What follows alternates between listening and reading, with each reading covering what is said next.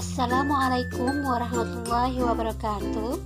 Hai, apa kabar? Semoga kita selalu dalam lindungan Allah Subhanahu wa Ta'ala.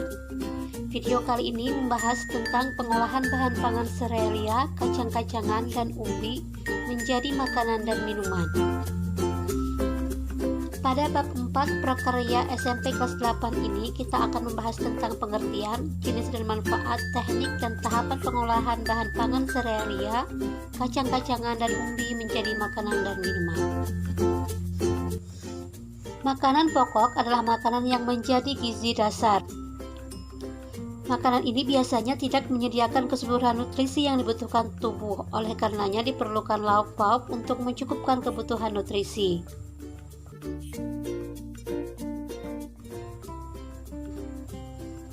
Indonesia memiliki berbagai jenis tanaman pangan yang merupakan sumber kebutuhan pokok, yaitu padi, jagung, kacang tanah, kacang hijau, ubi kayu, talas, dan kentang. Tanaman pangan tersebut dapat dikelompokkan menjadi 1. Tanaman serealia, 2. Tanaman kacang-kacangan, 3. Tanaman umbi-umbian. Selanjutnya mari simak penjelasannya berikut ini.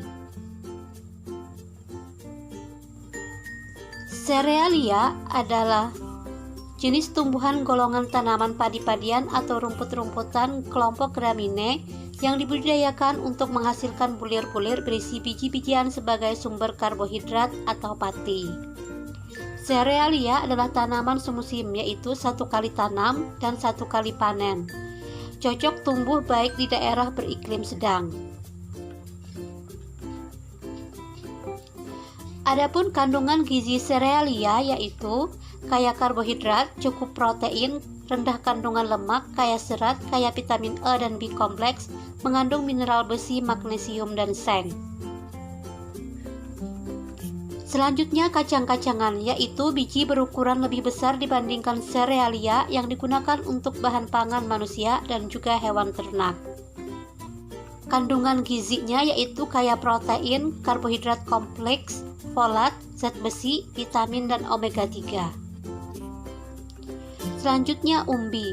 Umbi adalah organ tumbuhan yang mengalami perubahan ukuran dan bentuk atau pembengkakan sebagai akibat perubahan fungsinya. Umbi-umbian digunakan sebagai sumber bahan pangan pokok karena mempunyai kandungan karbohidrat dalam bentuk pati yang tinggi dan kandungan serat yang tinggi.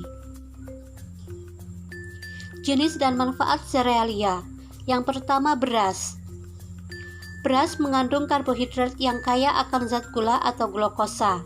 Macam-macam beras yaitu ada beras putih, beras merah, beras hitam, beras ketan, dan beras ketan hitam.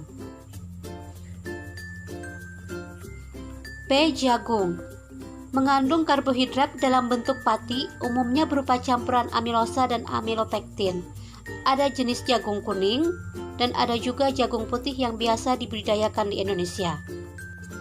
Selanjutnya manfaat jagung, yaitu sebagai sumber karbohidrat, sebagai pakan ternak, diambil minyaknya, dibuat tepung yaitu tepung maizena, dan bahan baku industri dari tepung biji dan tepung tongkolnya.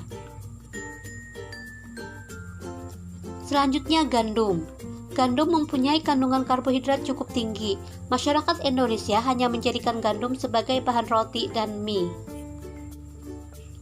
Manfaat gandum yaitu membuat tubuh merasa kenyang lebih lama, menurunkan kadar kolesterol dalam tubuh jika dikonsumsi rutin, baik untuk menurunkan berat badan, sumber serat yang dibutuhkan tubuh, mengandung fitokimia bisa mengurangi resiko terkena kanker.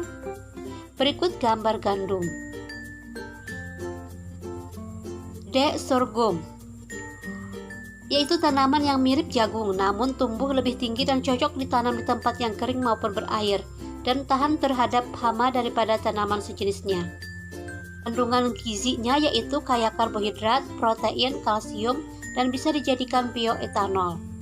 Manfaatnya yaitu daun sebagai sumber pakan ternak, tangkai daun dijadikan kerajinan, bunga bisa dijadikan hiasan bunga kering, batangnya sebagai bioetanol, batang juga dapat dijadikan kertas, dan batang muda dapat dibuat sirup karena rasanya manis. Biji mengandung kalsium, protein, karbohidrat, dan kaya serat, juga mengandung gluten rendah. Selanjutnya, jenis kacang-kacangan dan manfaatnya. A. Kacang tanah. Manfaatnya yaitu menjaga kadar gula darah, menjaga sirkulasi aliran darah otak, antioksidan, mencegah kanker jantung dan kolesterol tinggi. Kacang hijau, manfaatnya yaitu sebagai obat beri-beri, demam nifas, pelancar air seni. Zat besi yang tinggi sehingga dapat bermanfaat sebagai penderita kurang darah, baik untuk diet karena tinggi serat dan rendah lemak. Mengandung vitamin B kompleks, sangat baik untuk makanan pendamping ASI. Kalsium dan fosfor menjaga kekuatan dan pertumbuhan tulang dan gigi, serta mencegah osteoporosis, serta menghaluskan dan mencerahkan kulit. C. Kedelai. Manfaat kedelai yaitu sumber protein, baik untuk susu bayi karena nutrisi lengkap, mengatasi intoleransi laktosa, memelihara kesehatan jantung, menjaga kolesterol tubuh, membantu melindungi organ hati, menjaga kestabilan kadar gula darah, dan memelihara kulit. Selanjutnya, jenis umbi dan manfaatnya. Ada ubi jalar, memiliki manfaat yaitu sebagai sumber energi, vitamin C untuk merawat kulit, vitamin A dan beta-karotin untuk melindungi paru dan mencegah kanker paru dan kanker mulut, mengontrol kadar gula darah, vitamin B6 mencegah serangan jantung, kalium untuk menstabilkan tekanan darah dan mengurangi stres, mengandung serat tinggi, zat besi, folat, tembaga, dan mangan. Selanjutnya, singkong atau ubi kayu memiliki manfaat yaitu melancarkan pencernaan, obat luka bernanah dan terbakar, obat panas dalam, untuk diet karena rendah kalori. Selanjutnya, talas. Talas memiliki manfaat yaitu memperlancar kerja pencernaan, menjaga kolesterol, mencegah gangguan jantung dan tekanan darah tinggi, menjaga imunitas, menjaga kesehatan mata dan kulit, serta menjaga fertilitas. Akar rimpang cocok untuk obat encok, cairannya untuk obat bisul, getah daunnya untuk menghentikan luka. Selanjutnya, kentang. Manfaat kentang yaitu memelihara kesehatan sistem pencernaan, melawan penyakit jantung, gangguan saraf, tumor, dan dapat membantu mengurangi resiko kanker prostat, kanker rahim, memelihara kesehatan kulit wajah, mengurangi kadar kolesterol, baik untuk perkembangan otak dan menghilangkan stres pikiran. Selanjutnya kita masuki pembahasan tentang teknik pengolahan. 1. Teknik pengolahan pangan panas basah, yaitu teknik merebus, adalah mengolah bahan makanan dalam cairan yang sudah mendidih. Teknik merebus menutup bahan pangan, yaitu memasak bahan makanan dalam bahan cair sebatas menutupi bahan pangan makanan yang direbus dengan api kecil di bawah titik didih. Teknik merebus dengan sedikit cairan, yaitu merebus dengan sedikit cairan kira-kira setengah dari bahan yang akan direbus dalam panci tertutup dengan api yang dikecilkan secara perlahan-lahan. Selanjutnya, ada teknik menyetup atau menggulai, yaitu mengolah bahan makanan yang terlebih dahulu ditumis bumbunya dan direbus dengan cairan yang berbumbu dan cairan yang tidak terlalu banyak dengan api sedang. Teknik mengukus adalah memasak bahan makanan dengan uap air mendidih. Teknik mendidih adalah teknik memasak bahan makanan dengan saus atau bahan cair lainnya yang dididihkan dahulu baru api dikecilkan di bawah titik didih dan direbus lama.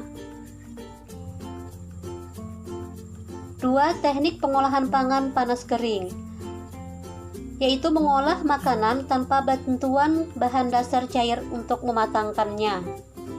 Ada teknik menggoreng dengan minyak banyak, teknik menggoreng dengan minyak sedikit, ada teknik memanggang atau baking, juga ada teknik membakar atau grilling, dan ada teknik menumis seperti pada gambar. Selanjutnya kita masuki tahapan pengolahan, yaitu perencanaan, identifikasi kebutuhan atau ide gagasan, pelaksanaan atau pembuatan meliputi persiapan bahan, alat, dan proses pembuatan, serta penyajian atau pengemasan dan evaluasi. Selanjutnya penyajian dan pengemasan. Penyajian makanan merupakan suatu cara untuk menyuguhkan makanan kepada orang untuk disantap, yang telah disusun secara menarik berdasarkan komposisi warna, tekstur, bentuk, rasa, bau, dan alat atau kemasan sajian makanan.